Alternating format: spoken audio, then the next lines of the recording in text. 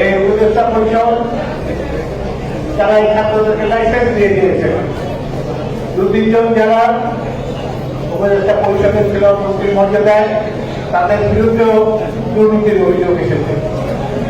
তারা চেয়ারে বসার পর তাদের আর্থিক সদস্যের নাম তার লাইসেন্স করার জন্য, এতে করে দেশের ক্ষতি হলো, তাদের ক্ষতি হলো।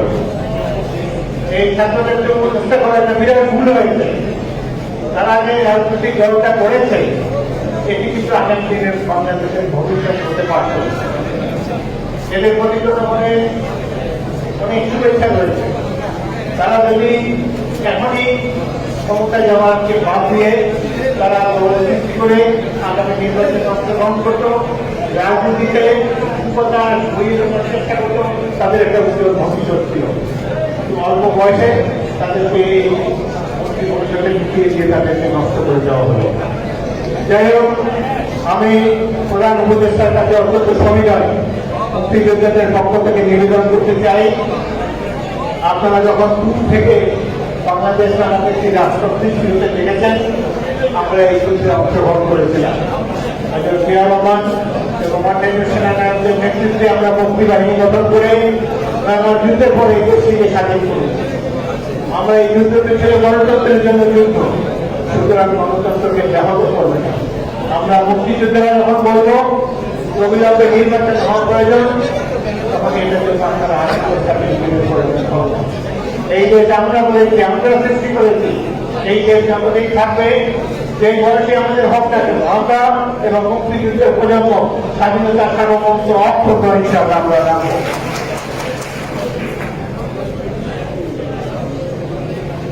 আরেকটি কথা, আমরা একটি দুর্বল জাতিতে পরিণত হয়েছি। 71-এর সেই বাংলাদেশ এখন আর নাই। আমরা 71-এ যেরকম ছিলাম সেটা মার যুদ্ধ করেছি, এখন 9 মাস যুদ্ধ করার সেমিনার এখন তরুণদের নাই। নাই কেন? এটিকে প্রশ্ন করেছে বাংলাদেশের রাজনৈতিক নেতারা। তারা এদেরকে চুরি চামানি শিখিয়েছে, রাজনৈতিক বক্তব্যে কেবলমাত্র নেতার বর্ণনা করতে শিখিয়েছে এবং তারা কিভাবে অর্থ সম্পদ সৃষ্টি করতে হয় রাষ্ট্র ক্ষমতায় গিয়ে এটি তারা তরুণদের মধ্যে এই বহন করে দিয়েছে। এই কারণে রাজনৈতিক দলের উচ্চারণ হয়েছে, রাজনৈতিক দলগুলো এখন আর জনগণের কাছে শ্রদ্ধার পাত্র নয়। এখন যদি সত্যি সত্যি ওরা শক্তির ষড়যন্ত্রের ফলে বাংলাদেশকে লিপ্ত হতে হয় করিডোরের নামে, তাহলে স্বাধীনতার সার্বভৌমত্ব তারা রক্ষা করবে। সেই জন্য আমি মনে করি মুক্তিযুদ্ধে আমরা যারা জীবিত আছি, আপনারা যারা জীবিত আছেন, আমরা মুক্তিযুদ্ধের প্রজন্মকে নিয়ে আমরা প্রচার প্রচারণার মাধ্যমে বাংলাদেশের তরুণ সমাজকে বেকার জাতিকে গড়ে তুলতে হবে। আমরা তাদেরকে সামরিক ট্রেনিং দেব। দুর্বল জাতির স্থান হবে না বাংলাদেশের ভবিষ্যতে, ভবিষ্যতের রাষ্ট্র ব্যবস্থায়। পাশেই রয়েছে ভারত, যারা কখনো আমাদের মঙ্গল চায় না। এই আধিপত্যবাদের বিরুদ্ধে আমাদের আজীবন লড়তে হবে বাংলাদেশ।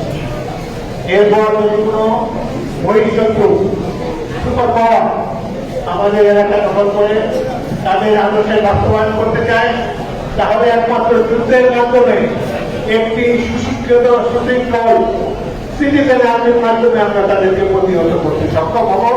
আপনারা রাজি আছেন? আমরা 71-এ যে আমরা অভিযুক্ত করেছি, আবার এই দেশকে সেই মুটিকে নিয়ে আসবো।